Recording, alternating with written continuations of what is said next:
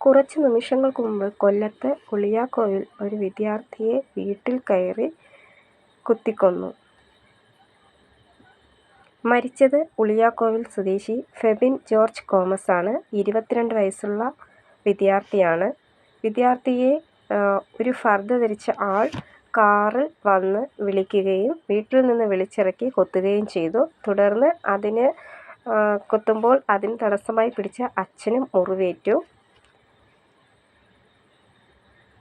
ഫെബിൻ ജോർജിനെ കുത്തിയ ശേഷം അയാൾ ഒരു കാറിൽ തിരിച്ചു പോവുകയും വഴിയിൽ കാർ ഉപേക്ഷിക്കുകയും തുടർന്ന് ട്രെയിനിന് മുന്നിൽ ചാടി ആ വ്യക്തി ആത്മഹത്യ ചെയ്യുകയും ചെയ്തു. പ്രതിയുടെ പേര് തേജസ് രാജാണ്. 22 വയസ്സാണ്. പ്രതിയും നമ്മുടെ ഫെബിനുമായിട്ട് എന്തെങ്കിലും ബന്ധമുണ്ടോ എന്ന് പോലീസ് അന്വേഷിക്കുകയാണ്.